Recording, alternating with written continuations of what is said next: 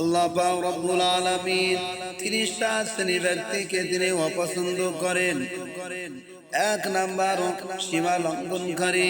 আল্লাহ পাক যে হুকুম আহকাম গুলো দিয়েছেন, আল্লাহ পাক যতটুকু করতে বলেছেন, পাক কালামুল্লাহ শরীফে যতটুকু আল্লাহ পাক বলে দিয়েছেন, আল্লাহ পাক রব্বুল আলামিন মানব জাতির জন্য, মনুষ্য জাতির জন্য আল্লাহ পাক তিনি পাঠিয়ে দিয়েছেন কালামুল্লাহ শরীফ, আল কোরআন শরীফ। ওই কোরআন শরীফটাকে আমাদেরকে ফলো করতে হবে। আল্লাহ পাক রব্বুল আলামিন তিনি দয়াময় দয়াল করে মেহেরবানি করে নবী পাক সাল্লাল্লাহু আলাইহি সাল্লামের প্রতি আল কোরআন শরীফ নাজিল করে দিয়েছেন। আল্লাহ পাক রব্বুল আলামিনের যে কোরআন শরীফ রয়েছে, ওই কোরআন শরীফ অনুযায়ী, ওই বিধান অনুযায়ী আমাদেরকে চলতে হবে। আল্লাহ পাকের বিধান অনুযায়ী চলতে হবে। ওই বিধান ছাড়া যারা এমন করে লঙ্ঘন করবে, যারা সীমাটাকে পার করে দেবে, আল্লাহ পাক তাদেরকে অপছন্দ করেন। নবী পাক সাল্লাল্লাহু আলাইহি সাল্লামের কাছে জিজ্ঞাসা করা হলো, ইয়া রাসূলুল্লাহ, ইয়া হাবিবাল্লাহ, হুজুর আপনি যখন দুনিয়া থেকে বিদায় নেবে, আপনি দুনিয়া থেকে চলে যাবে, আমাদের জন্য কি হবে, আমাদের উপায় কি হবে, আমরা কার কাছে হাদিস শুনবো, আমরা কিভাবে চলবো, কিভাবে কি হবে? নবী পাক বলেছিলেন, ও আমার সাহাবায়ে কেরামেরা, তোমরা শুনে রেখে দাও, জেনে রেখে দাও, আমি রাসূলুল্লাহ বিদায় নেব, আমি পর্দা নেব, আমি তোমাদের জন্য দুটো জিনিস রেখে যাব। একটা হলো কিতাবুল্লাহ, আর অপরটি হলো সুন্নাতে রাসূলুল্লাহ। তোমরা সুন্নতগুলো আমি রাসূলুল্লাহ আমার সুন্নাহর উপরে তোমরা থাকবে, আমার সুন্নাহ মতাদর্শের উপরে থাকবে, আর আল্লাহ পাকের কালামুল্লাহ শরীফটা তোমরা আঁকড়ে ধরবে।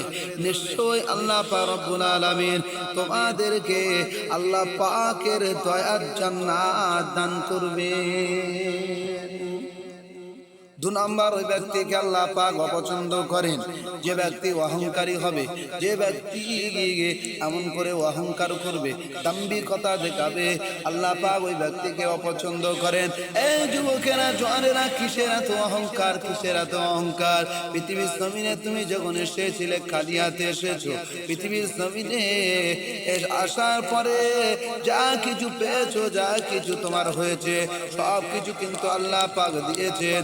আমরা যতই বলি না কেন, আমার ঘর, আমার বাড়ি, আমার সম্পত্তি, আমার বিল্ডিং, আমার বালাখানা, ও যুবক, ও সোনামণি, শুনে রেখে দাও, জেনে রেখে দাও, সমস্ত কিছু কিন্তু আবার যখন তুমি বিদায় নেবেন, কুল্লু নাফসিন যায়কাতুল মাউত, আল্লাহ পাকে যখন আবার মৃত্যুর স্বাদ আমাদেরকে রং করতে হবে, আল্লাহ পাকে যখন আবার ডাকের সাড়া এসে যাবে, আমাদেরকে আবার চলে যেতে হবে। ও যুবকেরা, জওয়ানেরা, অহংকার করো না, অহংকার করো না, দাম্ভিকতা দেখায়ও না, অহংকার থেকে ফিরে এসো, অহংকার থেকে মুক্ত হয়ে যাও।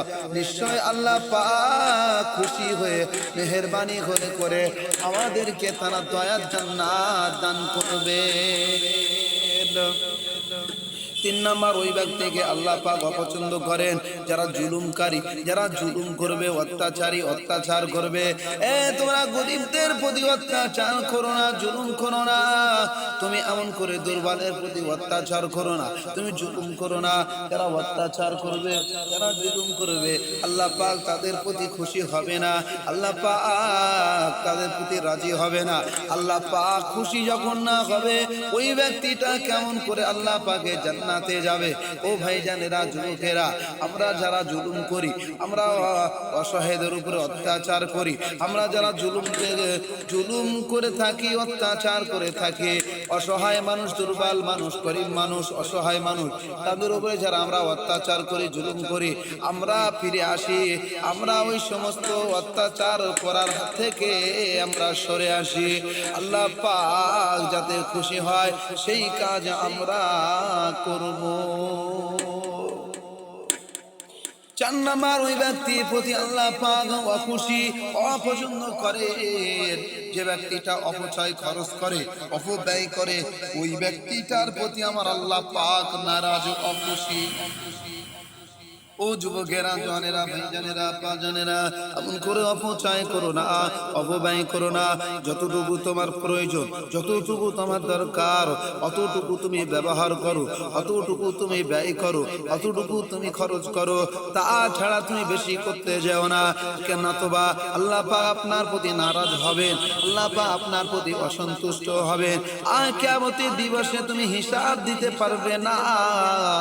আর আল্লাহ পাক রব্বুল আলামিন যখন তোমার প্রতি নারাজ হয়ে যাবে, আল্লাহ পাক যখন তোমার প্রতি অসন্তুষ্ট হয়ে যাবে, আল্লাহ পাক যখন তোমার প্রতি খুশি থাকবে না, আল্লাহ পাক কেমন করে তোমাকে আল্লাহ পাকের সোনার জান্নাত, দয়ার জান্নাত কিভাবে দান করবে।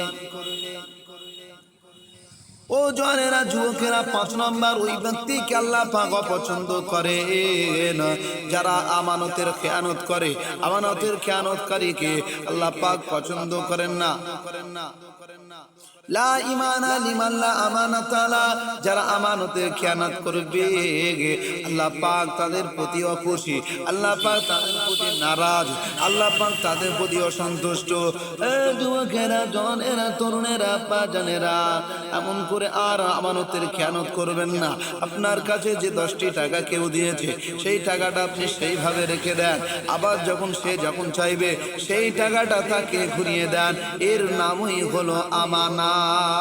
আপনি মনে করলেন কেউ আপনাকে 10টি টাকা দিয়েছে, ওই টাকাটা আপনি খরচ করবেন, ওর অন্য 10টি টাকা তাকে দিয়ে দেবেন। না না না না না, ওটা আমানত হলো না, আমানতের খেয়ানত করা হলো। ও যুবকেরা, জনেরা, আমানতের খেয়ানত করা চলবে না। যে ব্যক্তিটা আপনাকে যে টাকাটা দিয়েছে, তুমি যদি তাকে বলে না, ও ভাইজান, তুমি যে এই 10টি টাকা আমার কাছে রাখতে দিচ্ছ, এই টাকাটা যদি আমি খরচ করে দিই আর অন্য 10 টাকা যদি তোমাকে দিই, কি অসুবিধা হবে? সে যদি বলে কোনো অসুবিধা নাই, তাহলে তুমি দিতে পারো, সেক্ষেত্রে তাহলে ঠিকই আছে। কিন্তু তার কাছে তুমি কিছু বললে না।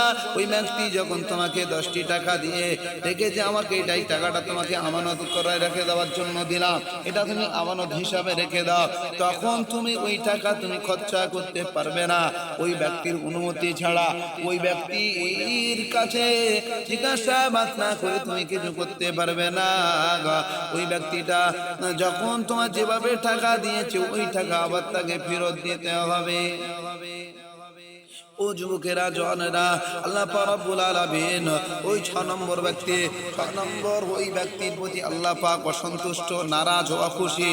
যে ব্যক্তি এমন করে ফাসাদ, অর্থাৎ এমন করে বিশৃঙ্খলা সৃষ্টি করে, বিশৃঙ্খলা সৃষ্টি করবে, যাতে একে অপরের প্রতি দণ্ড লাগিয়ে দেয়, একে অপরের প্রতি ঝগড়া লাগিয়ে দেয়, বিশৃঙ্খলা তৈরি করে, ওই ব্যক্তির প্রতি আল্লাহ পাক নারাজ, ওই ব্যক্তির প্রতি খুশি। ও ভাইজানেরা, যুবকেরা, আর বিশৃঙ্খলা সৃষ্টি করবেন না। যারা একে অপরের সাথে এমন কিছু কথা বলে, এমন কিছু বলে বিশৃঙ্খলা তৈরি করো, বিশৃঙ্খলা সৃষ্টি করো, ওই ব্যক্তিদেরকে আল্লাহ পাক অসন্তুষ্ট করেন। ভাইরা, যুবকেরা, ফিরে এসো, আর যেন বিশৃঙ্খলা আমরা না করি। ও ভাইজানেরা, 7 নম্বর ওই ব্যক্তির প্রতি আল্লাহ পাক নারাজ, যে ব্যক্তি মন্দ কথা প্রচার করে বেড়াবে। এক কথায় যে মন্দ কথার প্রচারক, আল্লাহ পাক তার প্রতি নারাজ, আল্লাহ পাক তার প্রতি অখুশি, আল্লাহ পাক তার প্রতি অসন্তুষ্ট। ও যুবকেরা, ভাইজানেরা, আব্বা জানেরা, এমন করে আর খারাপ কথা এমন করে প্রচার করো না। আল্লাহ পাক রব্বুল আলামিন জানিয়ে দিয়েছেন যে কোনো ব্যক্তি অপরের দোষকে লুকিয়ে রাখবে, অপরের দোষকে চেপে রাখবে, আমি আল্লাহ পাক রব্বুল আলামিন কিয়ামতের দিবসে মাহশরের ময়দানে আমি আল্লাহ পাক তার দোষগুলো আমি চাপা রেখে দেব। যুবকেরা, ভাইজানেরা, আব্বা জানেরা, আল্লাহ পাক রব্বুল আলামিন আমাদের দাম্ভিকতা থেকে বিরত থাকার তৌফিক দিন। আমরা আমাদের আল্লাহ পাক রব্বুল আলামিন যাতে আমাদের প্রতি খুশি হন, আল্লাহ পাক যাতে আমাদের প্রতি অসন্তুষ্ট না হন, সন্তুষ্ট হন, আল্লাহ পাক যাতে আমাদেরকে তার দয়ার জান্নাত দান করেন, সেই কাজই আমরা করব। আল্লাহ পাক রব্বুল আলামিন আমাদের প্রত্যেককে খারাপ কাজ থেকে বিরত রেখে আল্লাহ পাক আমাদের প্রত্যেককে ভালো কাজ করার তৌফিক দিন, সঠিক কথা বলার তৌফিক দিন, সঠিক পথে চলার তৌফিক দিন। আল্লাহ পাক রব্বুল আলামিন আলামিন আমাদের যেন বেশি বেশি করে আমল করার তৌফিক দিন। আল্লাহ পাক রব্বুল আলামিন আমাদেরকে শোনা বলা অপেক্ষা বেশি বেশি করে আমল করার তৌফিক দিন। আল্লাহুম্মা আমিন।